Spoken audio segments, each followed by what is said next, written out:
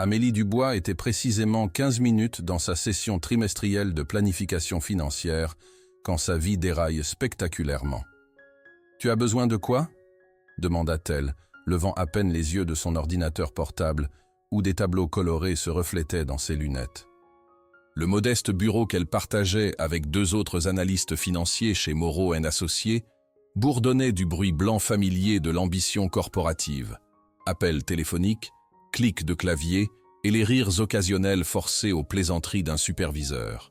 « Ta signature !» répéta Camille, sa soi-disant meilleure amie depuis l'université, déposant une enveloppe noire élégante sur le clavier d'Amélie avec le flair dramatique de quelqu'un livrant des codes de lancement nucléaire plutôt que du courrier.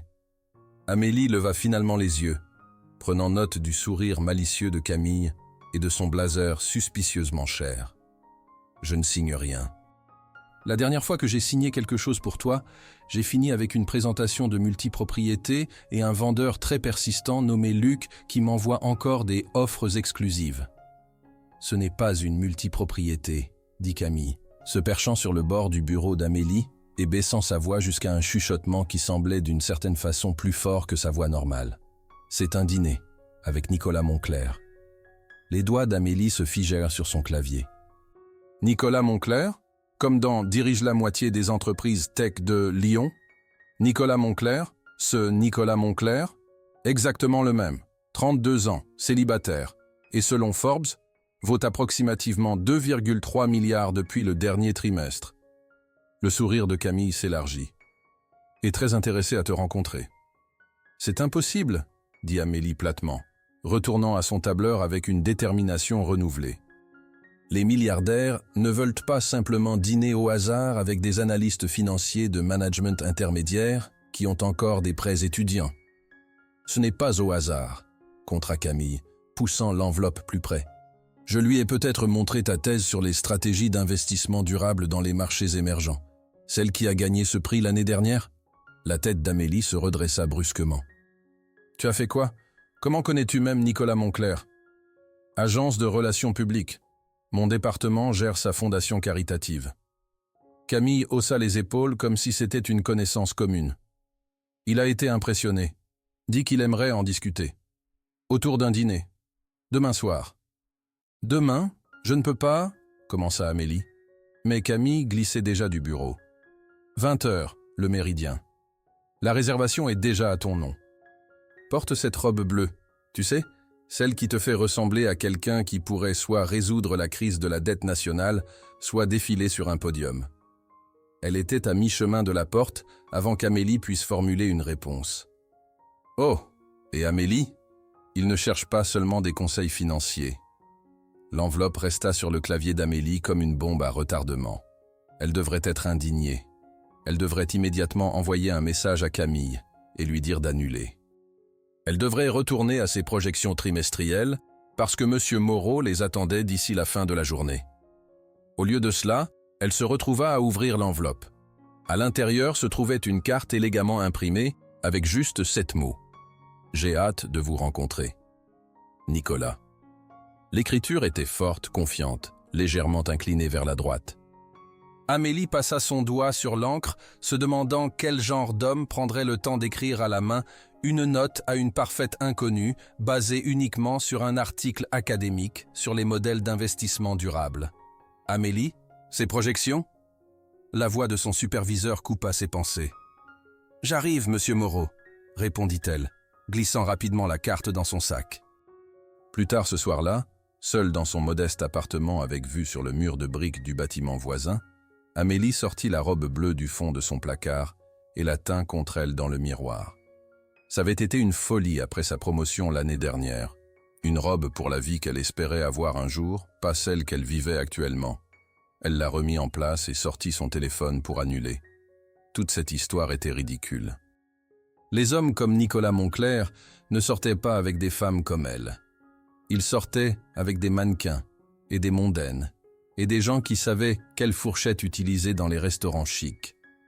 Son pouce hésitait sur les informations de contact de Camille quand son téléphone émit un signal avec un message. Numéro inconnu. « Mademoiselle Dubois, c'est Nicolas Moncler. Votre amie Camille m'a donné votre numéro. J'espère que cela vous convient. J'ai vraiment hâte de discuter de vos modèles d'investissement demain. Aucune pression, juste une conversation. » Amélie fixa son téléphone. Cela pourrait être Camille qui faisait une blague. Cela pourrait être n'importe qui. Mais si ce n'était pas le cas... Amélie. Merci, monsieur Monclerc. Je vous verrai demain à 20h. Elle appuya sur envoyer avant de pouvoir se convaincre du contraire, puis marcha résolument vers le placard et ressortit la robe bleue. Parfois, les décisions les plus dangereuses sont celles qui semblent se prendre d'elles-mêmes. Le Méridien était exactement le genre de restaurant qu'Amélie n'avait vu que dans les films. Tout éclairage tamisé, lustres en cristal et personnel qui se déplaçait avec l'efficacité silencieuse de ninjas bien payés.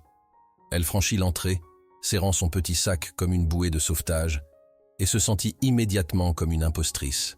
« Réservation pour Dubois », dit-elle au maître d'hôtel, essayant de sonner comme quelqu'un qui dîne régulièrement dans des endroits où les menus n'affichent pas les prix. « Ah, mademoiselle Dubois. » Le sourire de l'homme était une perfection répétée. « Monsieur Monclerc est déjà installé. Veuillez me suivre. » Amélie prit une profonde inspiration, lissa sa robe bleue et le suivit à travers le restaurant. Chaque pas semblait capital, comme si elle marchait vers une ligne invisible qui, une fois franchie, diviserait à jamais sa vie en avant et après. Et puis elle le vit. Nicolas Monclerc se leva de la table quand elle s'approcha, et les salutations soigneusement répétées d'Amélie s'évaporèrent de son esprit. Il était grand, plus grand qu'elle ne s'y attendait, avec des épaules qui remplissaient son costume sur mesure, avec une perfection injuste. Cheveux sombres, juste légèrement ébouriffés, comme s'il y avait passé la main quelques instants plus tôt. Et des yeux profonds et intelligents qui semblaient la mesurer en un instant. « Mademoiselle Dubois », dit-il, sa voix un baryton riche qui semblait spécialement conçu pour lui faire oublier les fonctions sociales de base. « Merci d'être venue. » Amélie tendit sa main, reconnaissante que des années de formation professionnelle aient rendu le geste automatique. « Monsieur Monclerc. » « Merci pour l'invitation. » Sa main enveloppa la sienne, chaude, ferme, le contact s'attardant juste une demi-seconde de plus que strictement professionnel.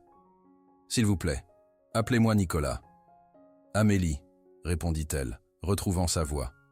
Il sourit alors, un vrai sourire qui transforma son visage sérieux en quelque chose de presque juvénile. « Amélie, » répéta-t-il, comme s'il testait comment son nom sonnait sur sa langue. « S'il vous plaît, asseyez-vous. » Le serveur matérialisa avec des menus et Amélie se concentra avec gratitude sur l'écriture élégante, utilisant le moment pour rassembler sa contenance. Quand elle leva les yeux, Nicolas l'étudiait avec un intérêt non dissimulé. « Vous êtes nerveuse, » observa-t-il. Amélie rit, se surprenant de sa sincérité. « Est-ce si évident ? » Seulement pour quelqu'un qui est également nerveux, admit-il. Et cet aveu, si inattendu de la part d'un homme qui négociait prétendument des contrats de milliards avant le petit déjeuner, fit que quelque chose changea dans l'air entre eux. « Vous ? Nerveux ?» Amélie haussa un sourcil. « J'ai du mal à le croire. »« Je nage en eau inconnue ici, » dit Nicolas simplement. « En affaires, je sais exactement ce que je fais. Dans ceci, il fit un geste entre eux. « Hein, moins. »« Qu'est-ce que ceci, exactement ?» demanda Amélie, la curiosité prenant le dessus sur sa prudence. Nicolas se pencha légèrement en avant. « J'aimerais dire que c'est une consultation professionnelle sur votre brillante thèse d'investissement, mais ce ne serait que partiellement vrai. Et l'autre partie ? L'autre partie, c'est que quand Camille m'a montré votre photo avec votre thèse, je me suis trouvé intrigué par les deux. Son regard était direct, sans excuse. Est-ce inapproprié ?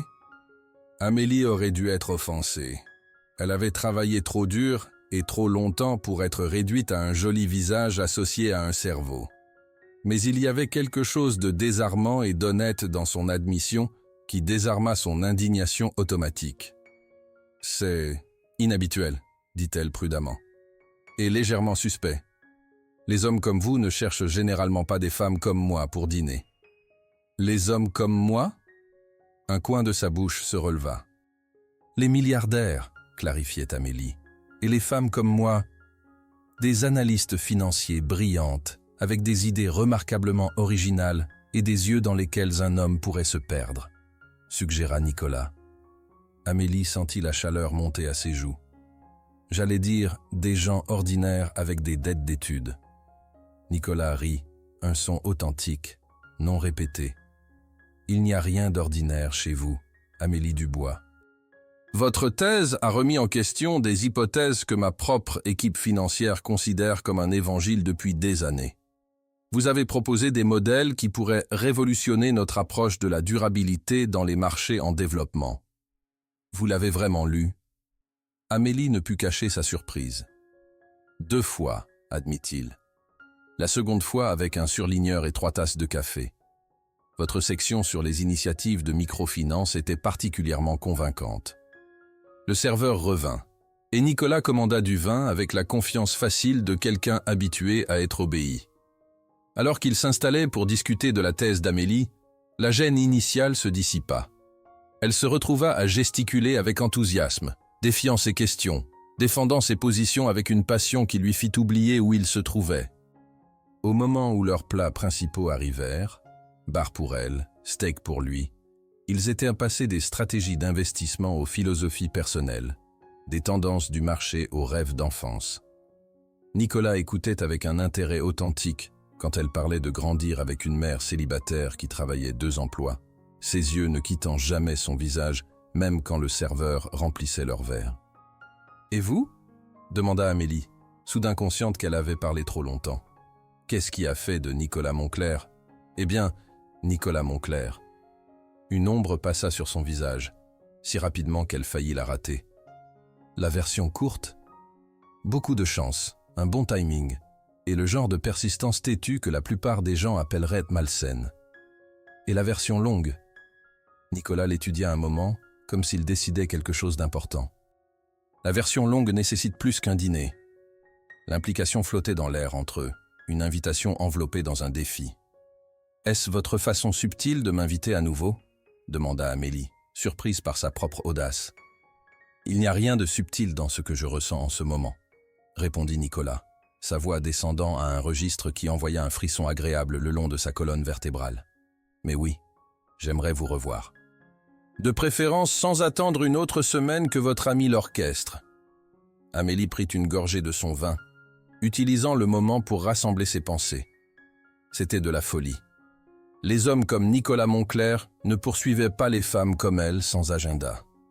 Et pourtant, la façon dont il la regardait lui faisait croire que peut-être, juste peut-être, c'était exactement ce que cela semblait être. « Je devrais dire non, » dit-elle finalement. « Mais le ferez-vous » Ses yeux tenaient les siens, patients mais pleins d'espoir. Amélie reposa son verre. Ma mère a toujours dit que j'étais terrible pour prendre des décisions sensées. Le sourire lent de Nicolas était comme regarder le soleil se lever. Je n'ai jamais été si reconnaissant pour les mauvaises prises de décision de quelqu'un. Quand il tendit la main à travers la table, ses doigts effleurèrent les siens avec une intention délibérée. Le contact était électrique, un courant qui courut de ses doigts directement à son cœur. En ce moment, Amélie sut qu'elle franchissait une falaise, mais pour la première fois de sa vie soigneusement planifiée, elle ne se souciait pas de l'endroit où elle atterrirait. « Alors, » dit Nicolas, ses doigts maintenant délibérément entrelacés avec les siens, « dites-moi quelque chose que personne d'autre ne sait sur Amélie Dubois. » La nuit s'étendait devant eux, pleine de possibilités qu'aucun des deux n'avait anticipées quand la soirée avait commencé. Et quelque part, de l'autre côté de la ville, Camille se félicitait sans doute de ses compétences d'entremetteuse, béatement inconsciente que ce qu'elle avait mis en mouvement était bien plus significatif qu'un simple dîner entre 2 personnes compatibles. Certaines rencontres changent les esprits, d'autres changent les vies. Celle-ci, bien qu'aucun ne le sache encore, changerait tout. 3 rendez-vous plus tard, Amélie n'arrivait toujours pas à croire que c'était sa vie. Premier rendez-vous, une visite privée du musée des Beaux-Arts de Lyon après les heures, où Nicolas avait confessé une connaissance surprenamment profonde de l'art Renaissance, et Amélie avait admis qu'elle préférait les installations modernes bizarres qui ressemblaient à quelqu'un qui avait eu un accident avec des fournitures de bureau. Deuxième rendez-vous, Une navigation au coucher du soleil sur le yacht modestement ostentatoire de Nicolas, où ils avaient abandonné le champagne en faveur de la bière artisanale et passé des heures à parler de tout, des animaux domestiques de l'enfance aux crises géopolitiques. Troisième rendez-vous, un restaurant de quartier qui servait la meilleure cuisine thaïlandaise qu'Amélie ait jamais goûtée, suivi d'une promenade le long du Rhône où Nicolas avait finalement, après ce qui semblait une éternité d'anticipation, l'avait embrassée sous un baldaquin de guirlandes lumineuses. Et maintenant, le quatrième rendez-vous les avait amenés au penthouse de Nicolas, au-dessus de la grille scintillante de Lyon. « Je dois vous prévenir », dit Nicolas alors que l'ascenseur montait en douceur vers le dernier étage. « Mon endroit n'est pas ce que la plupart des gens attendent. » Amélie haussa un sourcil. « Laissez-moi deviner. Toilettes dorées, pièces dédiées à votre collection d'artefacts inestimables volés aux cultures indigènes? Un aquarium à requins dans le sol du salon ?» Nicolas rit, le son résonnant dans l'espace confiné de l'ascenseur.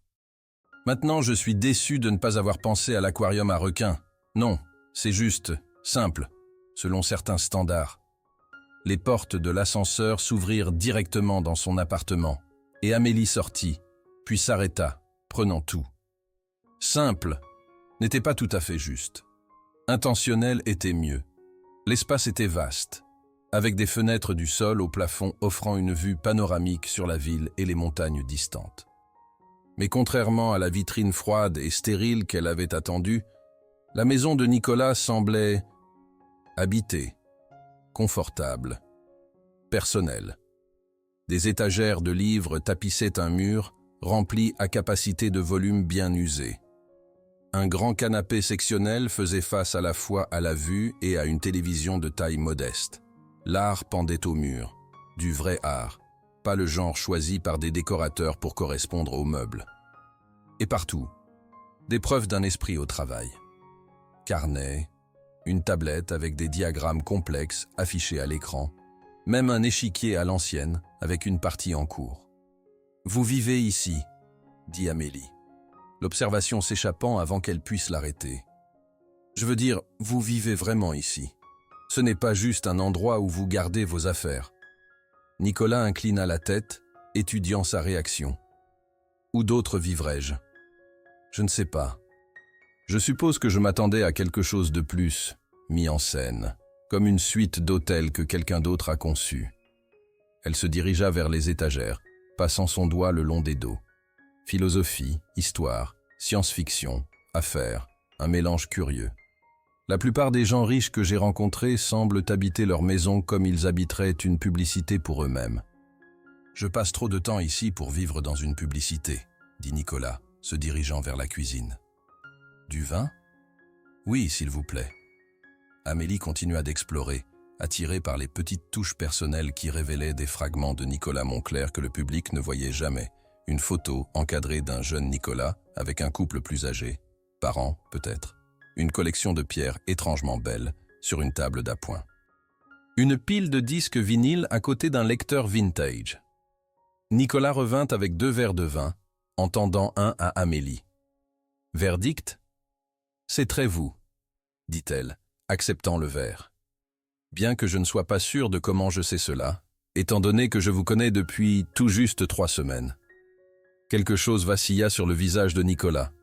Une expression qu'Amélie ne put tout à fait déchiffrer. Parfois, cela semble plus long, n'est-ce pas ? C'est vrai, convint-elle, leurs yeux se rencontrant au-dessus du bord de leur verre. L'air entre eux changea, chargé de la même électricité qui s'était accumulée depuis ce premier dîner. Amélie posa son vin sur une table proche et Nicolas fit de même, se dirigeant vers elle avec détermination. Quand ses mains encadrèrent son visage, Amélie ferma les yeux, se laissant tomber dans le moment. Son baiser était délibéré, sans hâte, un homme prenant son temps avec quelque chose de précieux. Elle leva les mains, ses doigts s'entremêlant dans ses cheveux, l'attirant plus près, alors que le baiser s'approfondissait. Les mains de Nicolas se déplacèrent vers sa taille, son contact à la fois confiant et questionneur. Amélie répondit en se pressant contre lui, sentant la chaleur solide de son corps à travers le fin matériau de sa robe. « Amélie » murmura-t-il contre ses lèvres, son nom à la fois une question et une déclaration. Oui, chuchota-t-elle en retour, le mot unique portant le poids de chaque frontière franchie. Ils se dirigèrent vers la chambre avec la gravité naturelle de deux corps destinés à orbiter l'un autour de l'autre, perdant des couches, physiques et métaphoriques, en chemin. Sa chemise, ses chaussures, sa montre, ses boucles d'oreilles. Chaque objet abandonné semblait un pas de plus vers une vérité inévitable. La chambre de Nicolas était aussi soigneusement aménagée que le reste de sa maison. Mais Amélie remarqua à peine les détails. Tout ce qui existait était Nicolas. La façon dont il la regardait comme s'il mémorisait chaque courbe.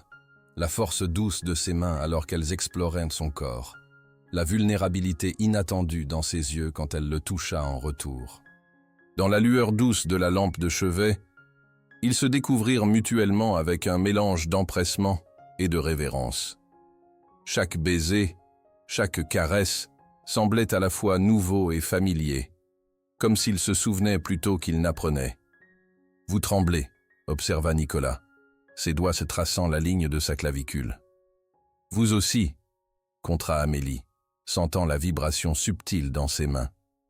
Il sourit, un éclair de désarmante honnêteté. « Je n'ai pas voulu que quelque chose soit parfait aussi désespérément depuis très longtemps. » Amélie leva la main, sa paume contre sa joue. Peut-être que parfait est surévalué. Peut-être que réel est mieux. L'honnêteté de ces mots sembla briser quelque chose entre eux.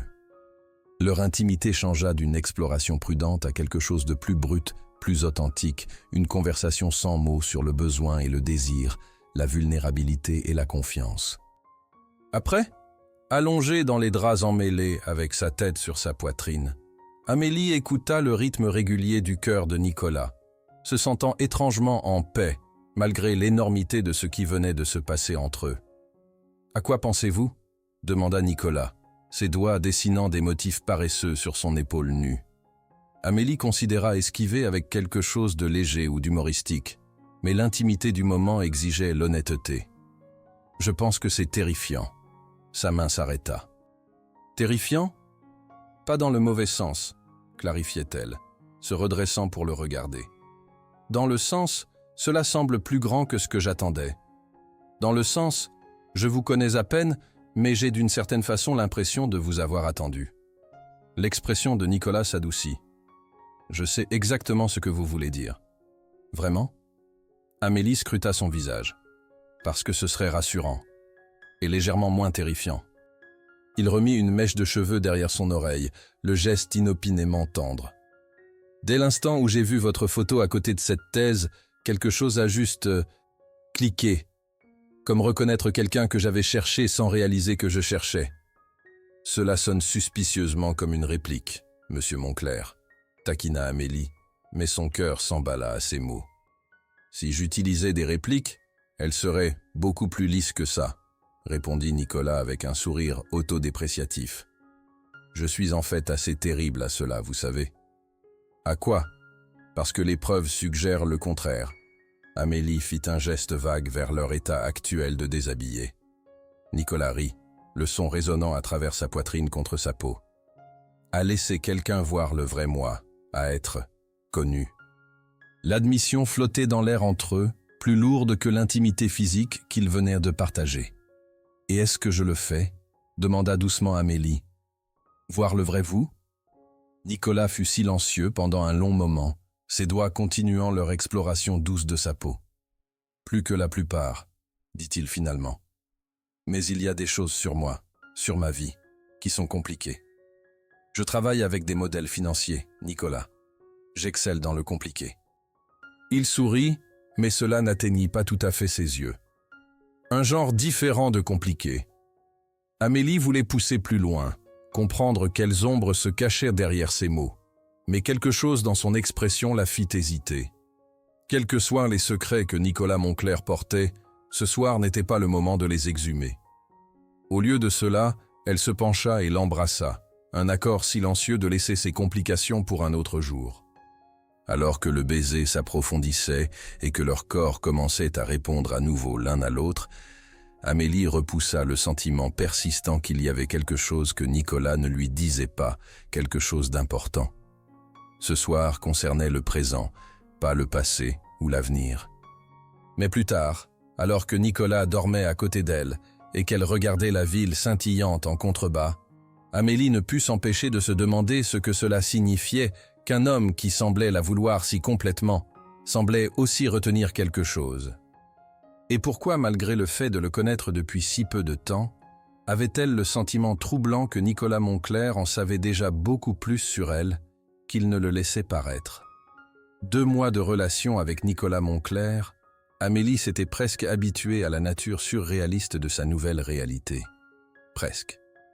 Il y avait encore des moments, comme sortir du jet privé de Nicolas sur le tarmac à Paris pour une escapade spontanée de week-end, ou se retrouver à bavarder avec désinvolture avec un magnate de la tech dont le visage avait été en couverture du magazine Dans le Point, où elle ressentait un sentiment désorientant de déconnexion, comme si elle avait d'une façon ou d'une autre glissé dans la vie de quelqu'un d'autre.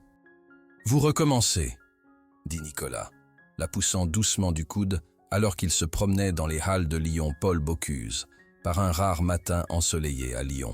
« Recommencez quoi ?» demanda Amélie, bien qu'elle sache exactement ce qu'il voulait dire. « Cette chose où vous regardez autour, comme si vous attendiez que quelqu'un vous tape sur l'épaule et vous dise qu'il y a eu une terrible erreur et que vous devez retourner à votre vie régulièrement programmée. » Nicolas serra sa main. « Je peux pratiquement voir la bulle de pensée au-dessus de votre tête. » Amélie rit, prise. « Est-ce si évident ? Seulement pour quelqu'un qui a étudié vos expressions avec un acharnement embarrassant. » Nicolas s'arrêta à un étal de fleurs, sélectionnant un bouquet de fleurs sauvages avec une précision désinvolte. Qu'est-ce qui l'a déclenché cette fois? Amélie accepta les fleurs, enfouissant son nez dans leur parfum pour cacher son léger embarras. « La confirmation de réservation de votre assistante, pour la salle à manger privée aux Lumières, pour mon anniversaire. »« Ah !» Nicolas hocha la tête, comprenant à l'aube. « Trop ? C'est juste. » Amélie luttait pour articuler le sentiment sans sembler ingrate. « J'ai mentionné mon anniversaire une fois, en passant, il y a des semaines.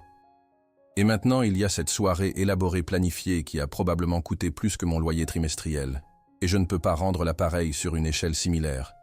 Et cela me fait sentir comme s'il y avait un déséquilibre, termina Nicolas pour elle. Oui. Amélie était soulagée qu'il comprenne. Je sais que c'est idiot. Ce n'est pas idiot, interrompit Nicolas, la guidant vers un coin plus calme près d'un café. Amélie, regardez-moi. Elle rencontra son regard, frappée comme toujours par l'intensité de son focus quand il la regardait. Comme si, en ce moment, rien d'autre au monde n'existait.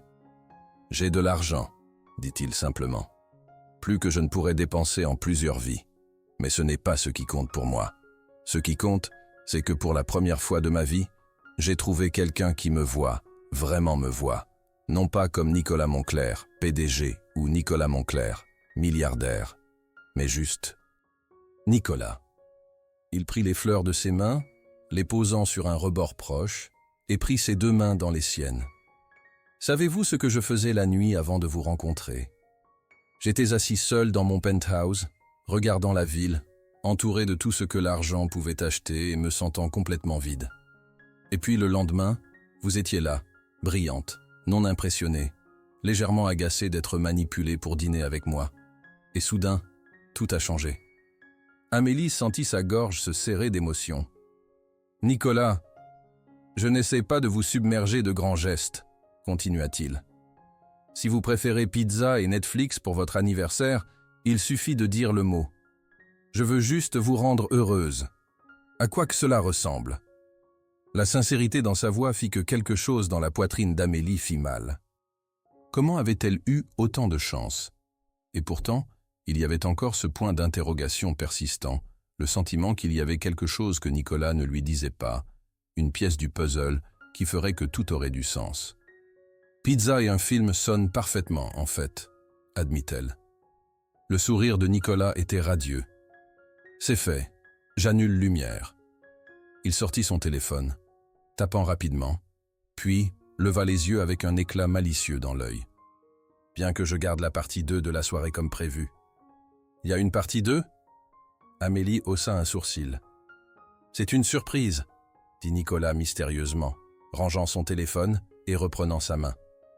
Mais je promets qu'elle n'impliquera pas de salles à manger privées, de champagne qui coûte plus qu'un paiement de voiture, ou quoi que ce soit qui vous fait sentir comme si vous aviez accidentellement erré dans la vie de quelqu'un d'autre.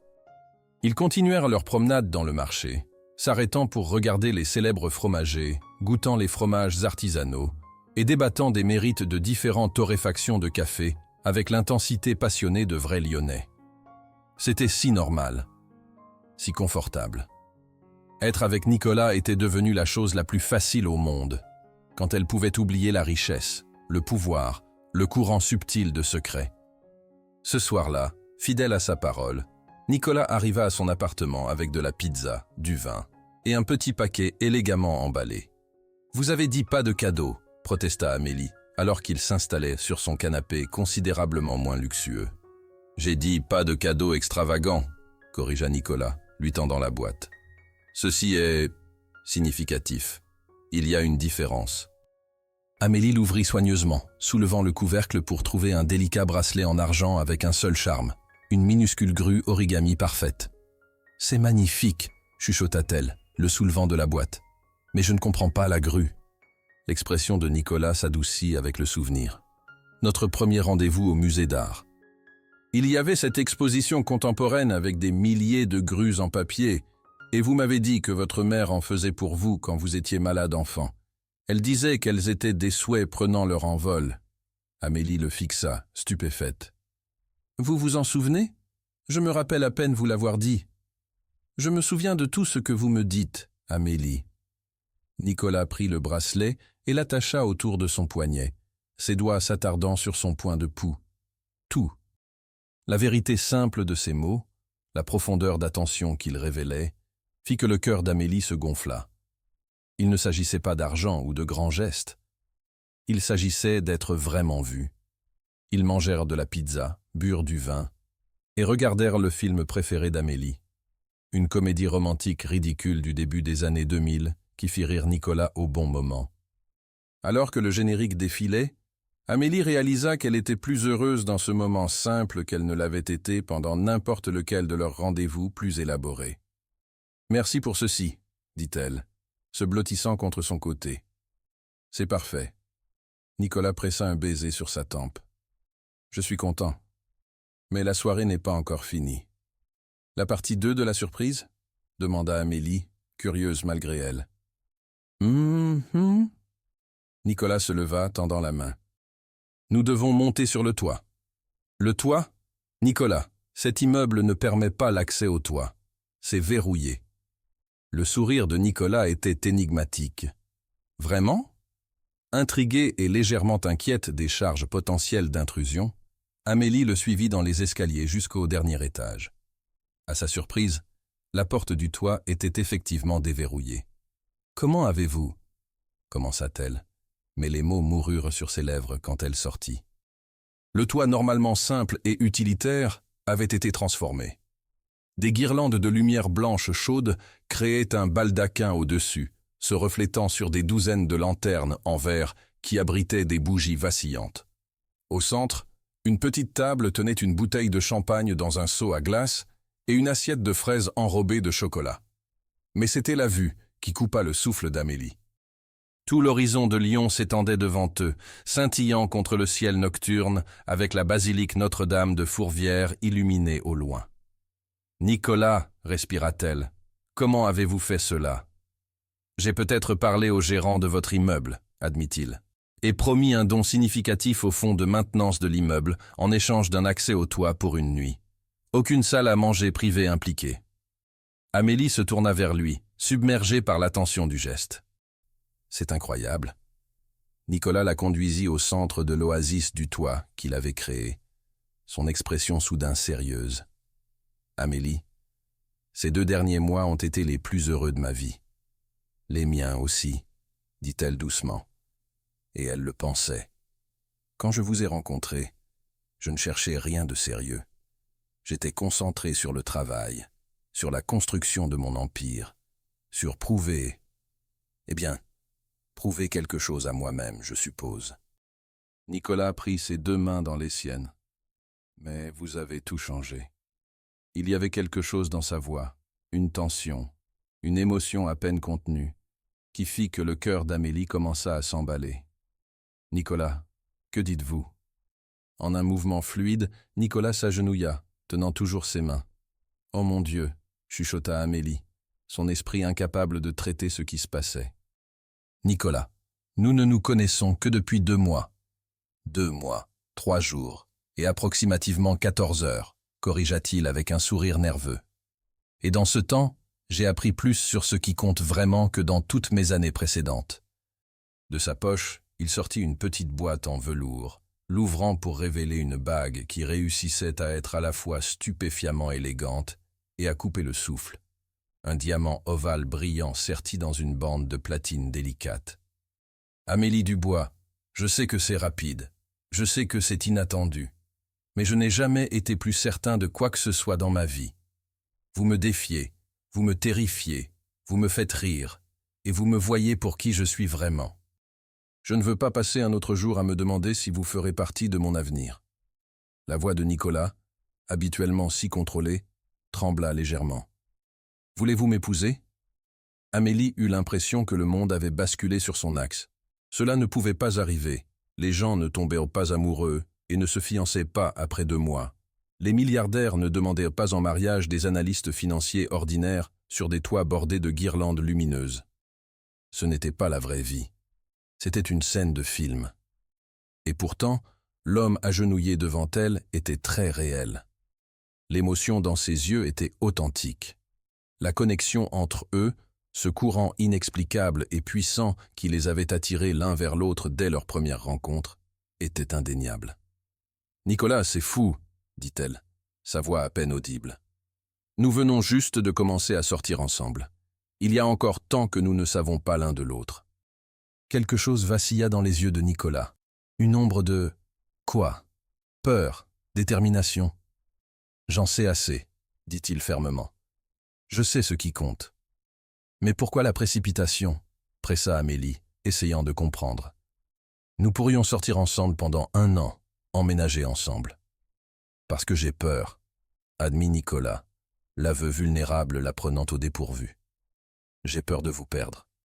De vous faire réaliser que vous méritez quelqu'un de mieux, quelqu'un de moins compliqué, quelqu'un dont la vie ne vient pas avec des conditions. »« Des conditions ?» répéta Amélie, ce mot déclenchant les sonnettes d'alarme qui sonnaient doucement dans le fond de son esprit depuis qu'ils s'étaient rencontrés. « Quelles conditions, Nicolas ?» Il se leva alors, tenant toujours ses mains, la boîte de bagues momentanément oubliée. « Amélie, ma vie n'est pas entièrement la mienne. Il y a des attentes, des obligations, des arrangements qui ont été faits bien avant que je vous rencontre. » « Quel genre d'arrangement ?» Elle se sentit froide malgré l'air chaud du soir. Nicolas prit une profonde inspiration, comme s'il se préparait à plonger en eau profonde. « Mon entreprise, Montclair Technologies, ne m'appartient pas seulement. Elle fait partie d'un trust familial plus large avec des exigences spécifiques pour l'héritage et le contrôle. L'une d'elles est le mariage avant mon 33e anniversaire, qui est dans 3 mois. » Amélie lâcha ses mains, reculant d'un pas. « Vous demandez en mariage à cause d'une exigence de trust ? » ?»« Non. » Nicolas tendit la main vers elle à nouveau. « Je demande en mariage parce que je vous aime. Le timing est influencé par le trust, oui. Mais mes sentiments pour vous sont réels, Amélie. Plus réels que tout ce que j'ai jamais ressenti. » L'esprit d'Amélie s'emballa, essayant de donner du sens à cette révélation. « Donc, si vous ne vous mariez pas avant votre anniversaire, je perds le contrôle majoritaire de l'entreprise que j'ai construite, » dit Nicolas simplement. « Le conseil prend le contrôle. Mes actions avec droit de vote sont redistribuées et tout ce pourquoi j'ai travaillé m'est effectivement retiré. » C'est archaïque, bafouilla Amélie. « Qui met même des conditions comme ça dans un trust ? » « Mon grand-père, » répondit Nicolas avec une grimace. « Un homme traditionnel avec des idées très spécifiques sur la famille, l'héritage et la responsabilité. » Amélie entoura ses bras autour d'elle, se sentant soudain exposée malgré l'intimité du toit. « Donc je suis quoi ? Une solution pratique à votre problème d'héritage ?» La douleur traversa le visage de Nicolas. « Amélie. Non. Vous devez me croire. Oui, j'ai besoin d'épouser quelqu'un, mais cela aurait pu être n'importe qui. Je vous ai choisi parce que vous êtes la seule personne que je peux imaginer passer ma vie avec. Quand alliez-vous me parler de ceci? Demanda Amélie. Après le mariage? Pendant notre lune de miel? Ou espériez-vous juste que je ne découvre jamais? J'attendais le bon moment, dit Nicolas, sa voix tendue de tension. Je voulais que vous appreniez à me connaître, le vrai moi, sans la complication du trust qui plane sur tout. Le vrai vous, répéta Amélie, l'expression prenant soudain un nouveau sens. Le vrai vous inclut ceci, Nicolas. Ce détail massif sur votre vie que vous avez commodément omis. Elle se détourna de lui, marchant vers le bord du toit pour regarder la ville. Son esprit repassa chaque moment, chaque conversation, chaque contact, cherchant des signes qu'elle avait manqués, des indices qui auraient été révélés cet agenda caché. Amélie. La voix de Nicolas était plus proche maintenant, juste derrière elle. S'il vous plaît, regardez-moi. Elle se tourna, trouvant son visage gravé d'une vulnérabilité qu'elle n'avait jamais vue auparavant. Je vous aime, dit-il simplement. C'est la vérité. Tout le reste, le trust, l'entreprise, tout cela, c'est juste des circonstances. Ce que nous avons est réel. Amélie sentit les larmes menacées et les cligna. Comment puis-je le croire maintenant? Comment puis-je savoir que vous n'avez pas orchestré toute cette relation? Avez-vous vraiment vu ma thèse par hasard? Ou ai-je été recherchée, ciblée? Une candidate appropriée pour votre problème de trust? Nicolas recula comme si elle l'avait frappé. Est-ce que c'est ce que vous pensez de moi? Que je vous manipulerais de cette façon? Je ne sais plus quoi penser, admit Amélie, sa voix se brisant légèrement. Il y a 2 mois, je ne savais même pas que vous existiez. Maintenant, vous me demandez de vous épouser à cause de quelques conditions de trust que vous n'avez jamais pris la peine de mentionner. Ils restèrent en silence pendant un long moment, les lumières scintillantes et le cadre romantique semblant maintenant comme des accessoires dans une pièce dont on n'avait pas donné le script à Amélie. « La bague n'est pas juste une bague », dit finalement Nicolas, ouvrant la boîte à nouveau. C'était celle de ma grand-mère, la seule femme que mon grand-père ait jamais aimée, malgré tous ses défauts. Il me l'a donnée quand j'ai eu 21 ans et m'a dit de la donner à la femme qui me ferait ressentir ce que ma grand-mère lui faisait ressentir, comme si le monde avait du sens quand elle était là. Amélie regarda la bague à nouveau, la voyant non pas comme un symbole de richesse, mais comme un morceau d'histoire, de famille. « J'ai cette bague depuis 12 ans, continua Nicolas. J'ai eu des relations pendant ce temps. J'ai eu des relations. Mais je n'ai jamais une seule fois considéré donner cette bague à quelqu'un jusqu'à vous. » Sa sincérité était palpable, ses yeux implorant la compréhension. « J'ai besoin de temps, » dit finalement Amélie. « C'est beaucoup à traiter. » Nicolas hocha la tête, fermant la boîte de bague et la glissant dans sa poche. « Je comprends. Prenez tout le temps dont vous avez besoin. » Il hésita, puis ajouta. « Mais Amélie, mes sentiments pour vous ne changeront pas. Trust ou pas de trust, héritage ou pas d'héritage, vous êtes celle avec qui je veux passer ma vie. » Alors qu'il se tenait sur ce toit, entouré des restes d'un geste romantique parfait maintenant compliqué par la vérité, Amélie réalisa que la vie sûre et prévisible qu'elle avait construite pour elle-même était partie pour toujours. Quelle que soit sa décision, quel que soit le chemin qu'elle choisisse, rien ne serait plus jamais pareil. Parce que, malgré le choc, malgré la douleur de découvrir le secret de Nicolas, malgré la voix rationnelle dans sa tête qui criait que tout cela arrivait trop vite, son cœur connaissait déjà sa réponse. La question était de savoir si elle avait le courage de l'écouter. « Si vous continuez à faire les 100 pas comme ça, vous allez user un trou dans ce qui est, je suis assez sûr, un tapis antique inestimable, » observa Camille, regardant Amélie se déplacer sans relâche dans la luxueuse suite nuptiale. Amélie s'arrêta, apercevant un aperçu d'elle-même dans le miroir en pied, une vision en dentelle ivoire qui ne se sentait toujours pas comme elle. Désolée, juste nerveuse. « Des pieds froids ?» demanda Camille, ajustant une épingle à cheveux en perles dans le chignon élégant d'Amélie. « Des pieds chauds », corrigea Amélie.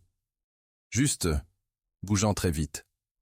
8 semaines. » C'est le temps qu'il avait fallu pour passer de la demande en mariage de Nicolas sur le toit à ce moment, debout dans une suite au Four Seasons Hotel Dieu, à quelques minutes de marcher dans l'allée pour épouser un homme qu'elle connaissait depuis à peine 4 mois. Après cette nuit sur le toit, Amélie avait pris exactement 3 jours pour réfléchir, traiter, lutter avec des questions de confiance et de timing et de motif. Le 4e jour, elle s'était présentée au bureau de Nicolas sans prévenir. « Oui », avait-elle dit simplement, quand son assistante ébahie l'avait finalement laissé entrer. Nicolas s'était levé de derrière son bureau imposant, son expression prudemment pleine d'espoir.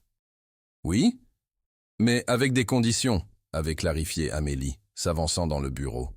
« Mes propres conditions. » Ce qui avait suivi était une négociation plus intense que tout accord commercial que Nicolas avait jamais conclu.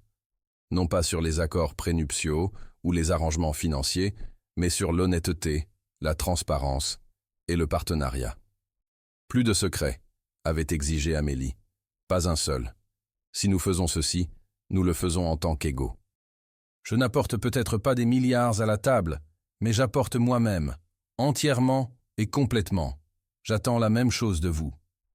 Nicolas avait accepté sans hésitation, glissant la bague de sa grand-mère au doigt d'Amélie, avec des mains qui tremblaient légèrement. Les semaines qui avaient suivi avaient été un tourbillon de préparation, d'introduction au monde de Nicolas et d'explications hâtives à des amis et à la famille perplexes. La mère d'Amélie avait été étonnamment favorable après son choc initial, voyant en Nicolas quelque chose au-delà de sa richesse qui la rassura. « Il vous regarde comme votre père me regardait », avait-elle dit tranquillement lors de leur premier dîner ensemble. Comme si vous étiez la réponse à une question qu'il pose toute sa vie. Les préparations de mariage avaient pris une vie propre. Une équipe de planificateurs exécutant la vision de Nicolas d'une simplicité élégante à une échelle qui était tout sauf simple. Amélie avait tracé la ligne à certaines des suggestions les plus extravagantes. Non, ils n'avaient pas besoin de colombes relâchées au moment de leur premier baiser. Non, ils n'avaient pas besoin d'un violoncelliste célèbre venant de Vienne, mais avaient fait des compromis sur d'autres. Terre à Amélie. La voix de Camille brisa sa rêverie. Vous avez disparu sur moi pendant 1 minute. Amélie sourit avec des excuses. Juste en train de traiter. C'est beaucoup. Ça l'est, convint Camille, son expression s'adoucissant. Mais vous savez quoi? Dans toutes les années où je vous connais, je ne vous ai jamais vu regarder quelqu'un comme vous regardez Nicolas. Quel que soit le calendrier fou sur lequel vous êtes, quoi que ce soit qui vous ait amenés ensemble. C'est réel. Un coup doux à la porte les interrompit. La mère d'Amélie entra, tamponnant déjà des larmes qui menacèrent de couler. « Oh, ma chérie », chuchota-t-elle, prenant note d'Amélie dans sa robe de mariée. « Tu es une vision. »« Ne me faites pas pleurer », avertit Amélie, clignant rapidement des yeux. « L'artiste maquillage nous tuera toutes les deux. » Sa mère rit, puis devint sérieuse. « Il y a quelqu'un ici pour te voir. Il dit que c'est important. » Le cœur d'Amélie sauta. « Nicolas? C'est de la malchance. »« Pas Nicolas, » clarifiait sa mère. « Un gentleman plus âgé, dit qu'il est le grand-père de Nicolas. » Amélie et Camille échangèrent des regards surpris. Le fameux, ou tristement célèbre, grand-père, auteur de la stipulation de trust qui avait accéléré leur relation, avait été notamment absent de toutes les préparations de mariage. Selon Nicolas, Henri Monclerc était en mauvaise santé et quittait rarement son domaine à l'extérieur de la ville. « Faites-le entrer », décida Amélie, lissant sa robe nerveusement. L'homme qui entra se déplaçait avec le soin délibéré de quelqu'un qui économise son énergie, s'appuyant lourdement sur une canne ornée. Malgré sa fragilité physique évidente, ses yeux, les mêmes bleus perçants que ceux de Nicolas, étaient aiguisés et évaluateurs alors qu'il prenait note d'Amélie de la tête aux pieds. « Alors, dit-il, sa voix surprenamment forte, « vous êtes la femme que mon petit-fils a choisie. » Amélie redressa sa colonne vertébrale, rencontrant son regard directement. « Je le suis. Et il est l'homme que j'ai choisi. » Un soupçon d'approbation vacilla sur le visage du vieil homme. « Franchise. Bien. Je déteste l'obscurcissement. » C'est ironique, ne put s'empêcher de répondre Amélie. « Étant donné les conditions de trust que vous avez créées. » Au lieu de prendre offense, Henri Moncler rit, un son sec comme des pages qui tournent dans un vieux livre. En effet, une critique juste. Il s'avança dans la pièce. Puis-je m'asseoir? Ces vieux os ne sont plus ce qu'ils étaient. Camille libéra rapidement une chaise, et la mère d'Amélie se glissa discrètement dehors, fermant la porte derrière elle. « Je ne vous retiendrai pas longtemps », dit Henri une fois assis. « Je voulais simplement rencontrer la femme qui a accompli ce qu'une parade de candidates appropriées n'a pas pu. »« Qui était quoi ?» demanda Amélie. « Capturer le cœur de mon petit-fils. » Les doigts noueux d'Henri se resserrèrent autour de la tête de sa canne. La condition de Trust n'a jamais été de forcer Nicolas dans un mariage sans amour, vous savez. C'était pour s'assurer qu'il trouve l'équilibre. Amélie fronça les sourcils. L'équilibre? Nicolas a la brillance et la motivation de son père, expliqua Henri, et la compassion de sa mère. Mais il a aussi mon entêtement et ma tendance à l'isolement. L'entreprise est devenue tout son monde après la mort de ses parents. Le trust était ma tentative maladroite de le forcer à créer une vie au-delà des salles de conseil et des bilans. C'était une nouvelle information. Nicolas avait mentionné perdre ses parents jeunes, mais n'avait jamais élaboré. « Vous auriez pu juste lui dire cela », fit remarquer Amélie. Henri sourit avec regret. « Avez-vous essayé de dire à Nicolas Moncler de faire quoi que ce soit ? Le garçon dirigeait des négociations multinationales à 15 ans. Non, il avait besoin d'une incitation plus structurée. » Malgré elle, Amélie sentit une compréhension réticente se former. Donc, la condition de mariage a toujours été de trouver un partenaire, pas juste un époux, termina Henri. Quelqu'un qui le défierait, l'équilibrerait, le forcerait à s'engager avec la vie au-delà du travail. Ses yeux perspicaces l'étudièrent. Quand il m'a d'abord parlé de vous, j'étais sceptique. Le timing était suspicieusement pratique. J'ai eu la même pensée, admit Amélie. Mais alors il m'a apporté ceci. Henri fouilla dans sa veste, retirant une enveloppe qu'il tendit à Amélie. À l'intérieur se trouvait une coupure de journal d'il y a plus d'1 an, un petit article sur un panel financier à l'université Claude Bernard Lyon 1. Dans la photo d'accompagnement, Amélie était visible en arrière-plan, l'une de plusieurs étudiants participants. « Il avait entouré votre visage », dit Henri tranquillement.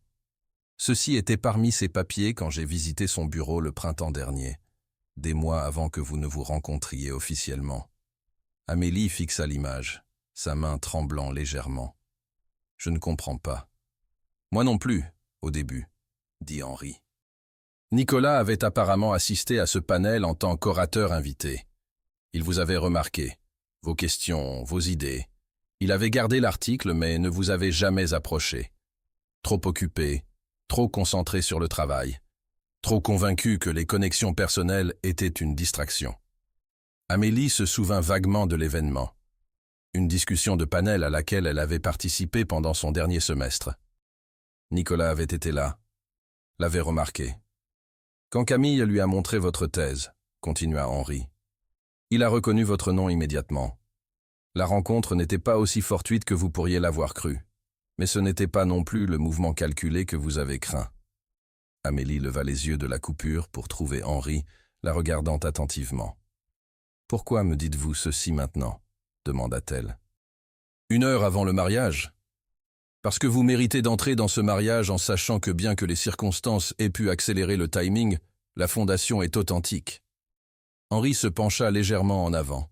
« Mon petit-fils ne fait rien à moitié, mademoiselle Dubois. S'il vous a choisi, c'est avec chaque fibre de son être. » Un coup à la porte signala qu'il était presque temps. Henri se leva avec effort, se stabilisant sur sa canne. « Une dernière chose, » dit-il, fouillant dans sa poche et retirant une petite pochette en velours. Ceci appartenait à la grand-mère de Nicolas. Elle aurait voulu que vous l'ayez. Il plaça la pochette dans la paume d'Amélie. À l'intérieur se trouvait un délicat bracelet de diamants qui correspondait à l'élégance antique de sa bague de fiançailles. « Merci, » dit Amélie, authentiquement émue par le geste. Henri hocha la tête, puis se dirigea vers la porte. Avant de partir, il se retourna. « Rendez-le heureux, mademoiselle Dubois. Mais plus important encore, ne le laissez pas vous rendre malheureuse. Mon petit-fils a de nombreux dons, mais il apprend encore le langage de l'amour. » Avec cette sagesse de départ cryptique, il était parti, laissant Amélie avec plus à traiter que jamais. « Eh bien, » dit Camille après un moment de silence abasourdi, « c'était inattendu. » « Toute cette relation a été inattendue, » répondit Amélie, plaçant soigneusement le bracelet autour de son poignet à côté du bracelet de grue en argent qu'elle avait refusé d'enlever. Les deux pièces, l'une inestimable et historique, l'autre simple et significative, semblaient représenter la nature duelle de sa relation avec Nicolas.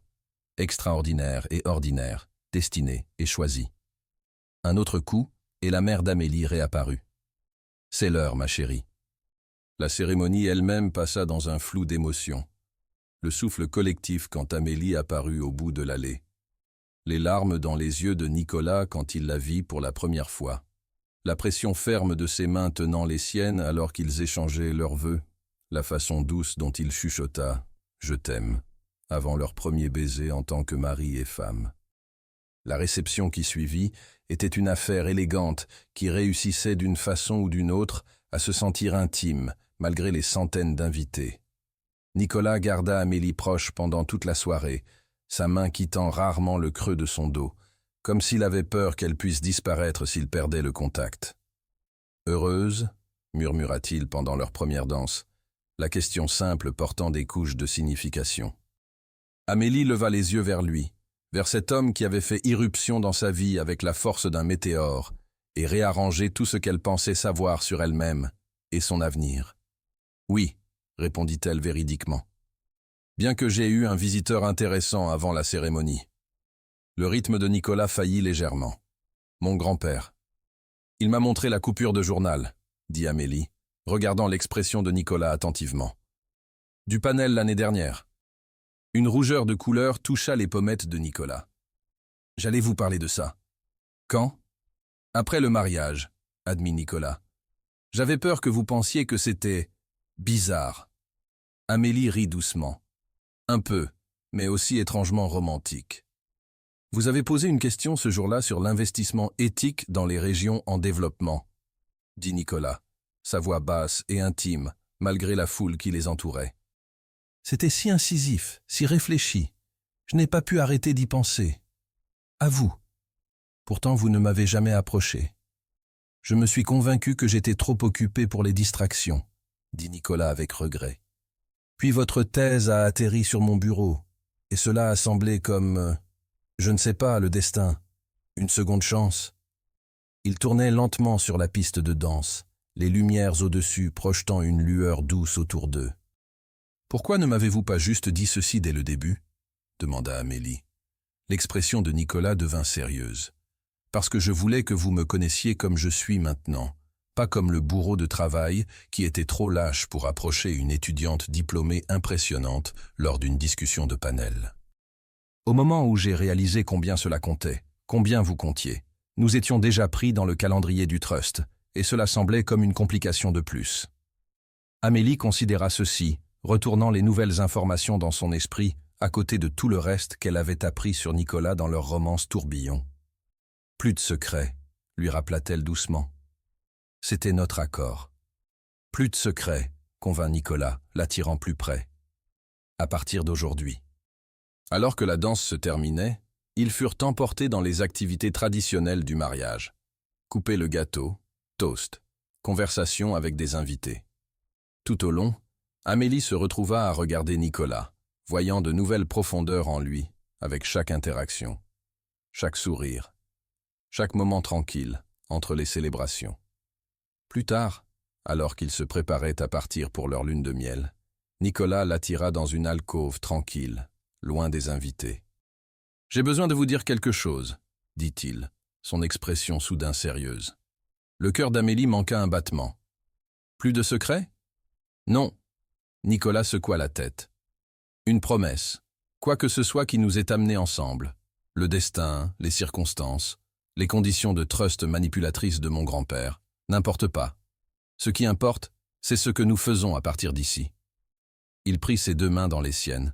« Je promets de passer chaque jour à m'assurer que vous ne regrettez jamais d'avoir dit oui à moi. » La sincérité simple de ces mots toucha Amélie profondément. « Je promets la même chose, » répondit-elle.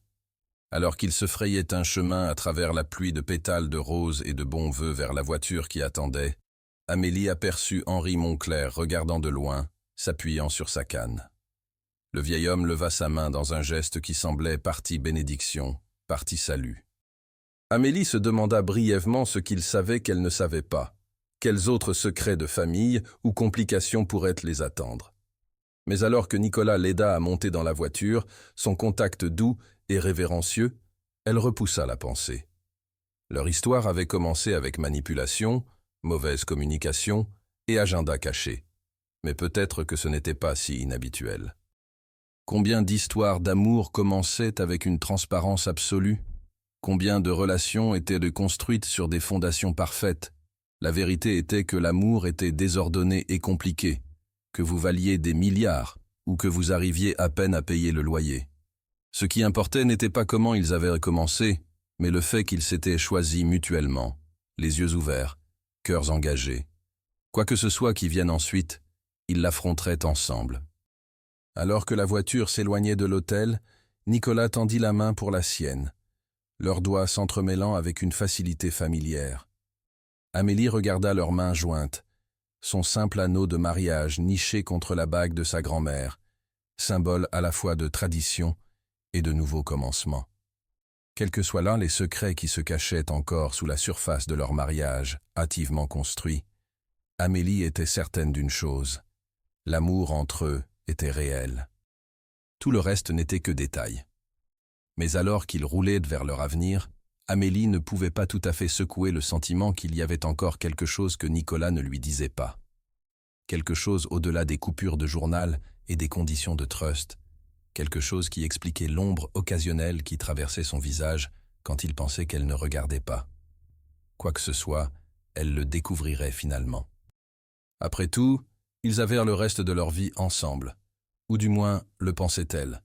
6 mois de mariage avec Nicolas Monclerc, Amélie s'était installée dans un rythme qui semblait presque normal. Si normal incluait vivre dans un penthouse, avec des vues panoramiques, assister à des galas en tant que couple puissant, et avoir accès à des ressources qui la rendaient encore occasionnellement étourdie. Ce qui la surprenait le plus n'était pas le luxe ou les obligations sociales, mais à quel point leur relation était devenue authentique, malgré son début non conventionnel. À huis clos, ils étaient juste Nicolas et Amélie, se disputant sur les choix de films, partageant des matins tranquilles autour du café, apprenant la chorégraphie complexe de 2 personnes indépendantes, construisant une vie partagée. « Vous recommencez », observa Nicolas un dimanche matin, levant les yeux de sa tablette alors qu'Amélie fixait par la fenêtre l'horizon de Lyon. « Recommencer quoi ?» demanda-t-elle, bien qu'elle sache exactement ce qu'il voulait dire. Cette chose où vous ressemblez à quelqu'un qui essaie de résoudre une équation particulièrement complexe dans votre tête. Nicolas mit de côté sa tablette et la rejoignit près de la fenêtre, l'enveloppant de ses bras par derrière.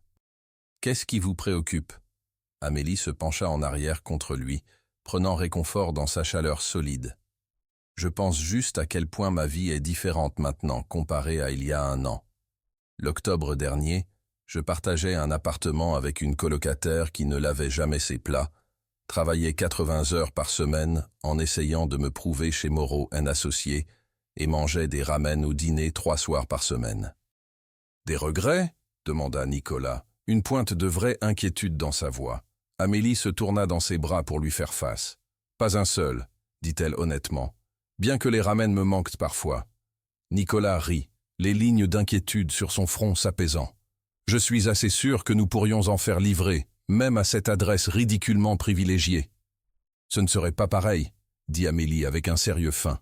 « Les vrais ramen doivent être mangés en pyjama, de préférence légèrement tachés, en regardant de mauvaises émissions de télé-réalité. »« Défi accepté, » déclara Nicolas, tendant la main vers son téléphone. « Ce soir, pyjama, ramen, télévision terrible. » Un rendez-vous avec Amélie Dubois, les premières années.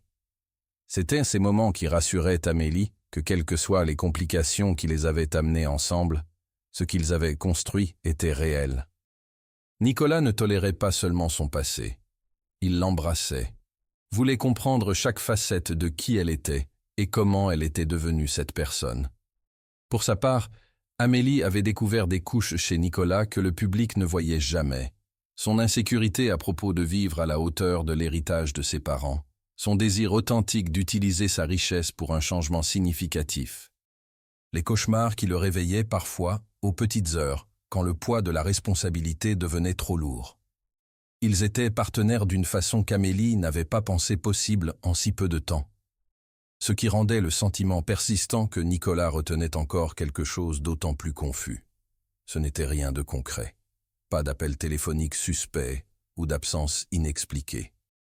Juste des moments occasionnels, quand une ombre traversait son visage, ou quand il s'arrêtait à mi-phrase comme s'il reconsidérait ses mots, ou quand elle le surprenait la regardant avec une expression qui semblait presque coupable. Amélie s'était presque convaincue qu'elle imaginait des choses, projetant ses propres insécurités sur leur relation. Jusqu'à ce que la célébration du 80e anniversaire d'Henri Moncler change tout. L'événement se tenait au domaine familial Moncler, une propriété tentaculaire au nord de la ville, que Nicolas visitait rarement et dont il parlait encore moins. Amélie avait été curieuse de voir cette partie de l'histoire de Nicolas, de comprendre plus sur les dynamiques familiales qu'il avait façonnées. La maison elle-même était impressionnante sans être ostentatoire, vieil argent plutôt que nouvelle richesse, avec le genre d'intégrité architecturale et d'élégance tranquille qui ne pouvait pas être acheté, seulement hérité. Cela rappelait à Amélie que derrière le récit de milliardaire autodidacte de Nicolas se trouvait une fondation de privilèges qu'il reconnaissait rarement. « Vous avez grandi ici ?» demanda Amélie alors qu'il se promenait dans les jardins avant la fête, prenant note des jardins manucurés et de la vue sur la vallée du Rhône. « Jusqu'à mes 10 ans, répondit Nicolas, sa main tendue dans la sienne. Après la mort de mes parents, mon grand-père a pensé que la ville serait mieux, moins de souvenirs. Amélie serra sa main avec sympathie. Nicolas parlait rarement de perdre ses parents, et elle avait appris à ne pas insister. « C'est magnifique, dit-elle à la place. Paisible. » Le sourire de Nicolas n'atteignit pas tout à fait ses yeux. En surface. Avant qu'Amélie puisse demander ce qu'il voulait dire, ils furent interrompus par l'arrivée d'autres invités, et le moment fut perdu dans les obligations sociales qui suivirent.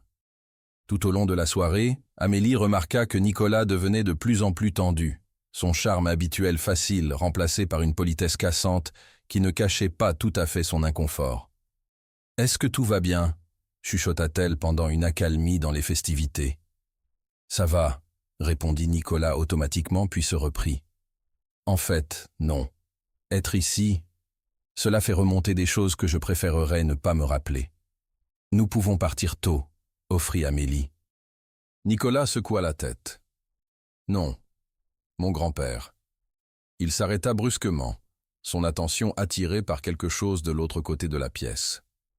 Amélie suivit son regard vers où une femme frappante dans la trentaine parlait avec Henri. Quelque chose à son sujet semblait vaguement familier, bien qu'Amélie soit certaine qu'elle ne s'était jamais rencontrée. « Qui est-ce » demanda-t-elle. « Isabelle Rousseau », répondit Nicolas, sa voix soigneusement neutre. « Une vieille amie de famille. » Avant qu'Amélie puisse s'enquérir davantage, Henri les appela.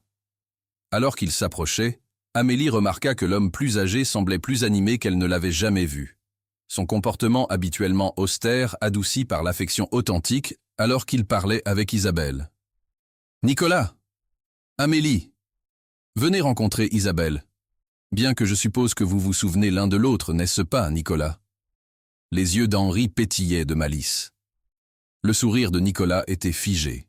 « Bien sûr, cela fait un moment, Isabelle. »« Trop longtemps, » convint la femme, son regard évaluateur alors qu'il se déplaçait de Nicolas à Amélie.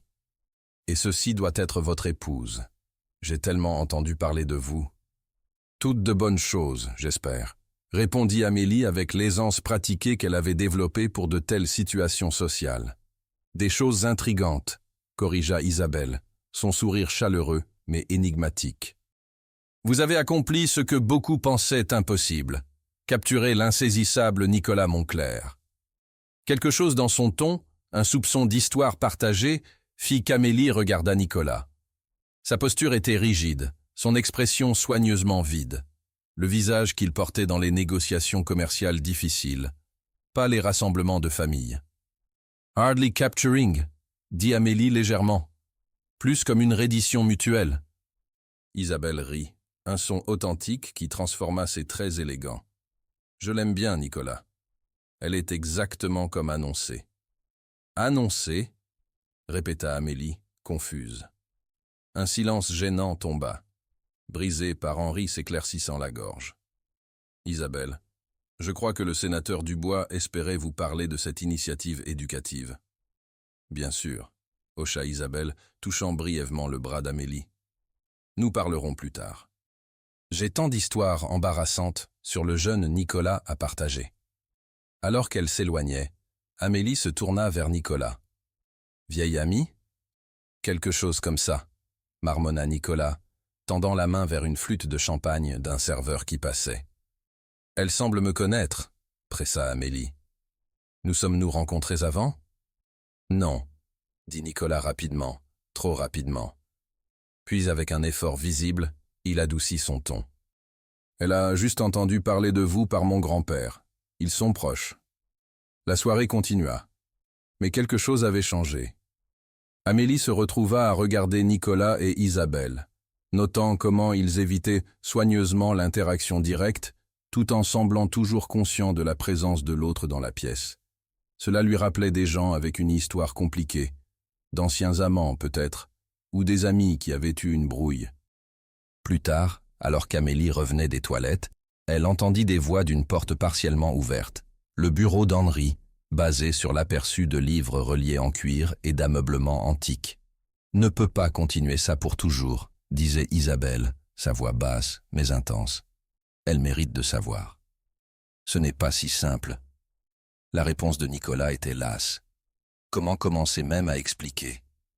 De la même façon que vous avez expliqué tout le reste, contra Isabelle. Avec honnêteté. C'est différent, insista Nicolas. Si Amélie découvrait à propos de... Le talon d'Amélie se prit dans le tapis, causant un léger bruit de frottement. La conversation à l'intérieur s'arrêta immédiatement. « Il y a quelqu'un là ?» appela Nicolas, une note d'alarme dans sa voix.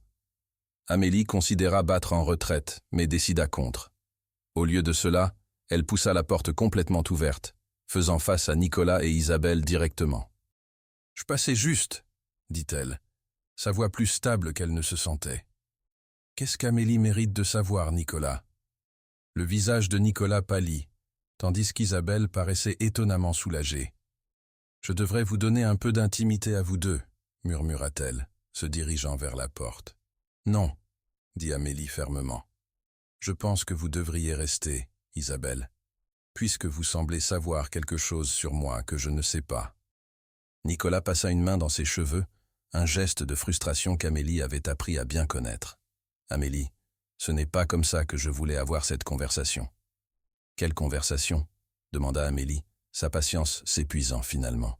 « Celle sur qui est vraiment Isabelle ? Ou celle sur quel que soit le secret que vous gardez depuis notre rencontre ? » « Les deux, » admit Nicolas après une longue pause. « Elles sont liées. » Amélie croisa ses bras, attendant. La pièce semblait chargée de tension, des années d'histoire non dites flottant dans l'air. Nicolas échangea un regard avec Isabelle, qui hocha la tête encourageante. « Amélie, » commença-t-il, « Isabelle n'est pas juste une amie de famille. Elle travaille pour moi. »« En tant que quoi ?» demanda Amélie, bien qu'elle commence à soupçonner la réponse. « En tant que responsable d'une équipe de recherche spécialisée, » dit Nicolas soigneusement. « Une équipe qui m'aide à identifier et évaluer des partenariats potentiels. » L'implication frappa Amélie comme un coup physique. « Vous avez engagé quelqu'un pour me rechercher ?»« Pas exactement, » commença Nicolas, mais Isabelle l'interrompit. « Oui, il l'a fait, » dit-elle directement. « Mais c'est plus compliqué que ça ne le semble. » Amélie rit, un son aigu dépourvu d'humour. « Comment mon mari a engagé quelqu'un pour m'enquêter avant notre rencontre peut-il être plus compliqué ?»« Beaucoup plus, » dit Nicolas sombrement. Il fit un geste vers les fauteuils en cuir près de la cheminée. « S'il vous plaît, asseyez-vous.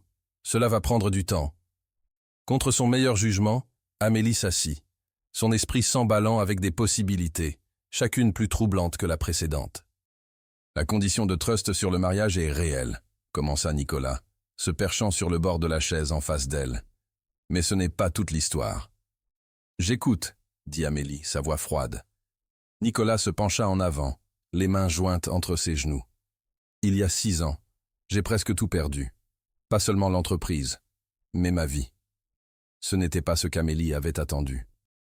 Que voulez-vous dire? J'ai été ciblé par une opération d'espionnage industriel, expliqua Nicolas. Quelqu'un s'est rapproché de moi, romantiquement proche, pour gagner l'accès à la technologie propriétaire. Au moment où j'ai découvert la vérité, ils avaient déjà volé des brevets clés et compromis nos systèmes de sécurité. C'est terrible, reconnut Amélie. Mais qu'est-ce que ça a à voir avec moi? Après ça, continua Nicolas, je suis devenu paranoïaque. Je ne pouvais pas faire confiance à mon propre jugement quand il s'agissait de relations. Alors j'ai établi un protocole.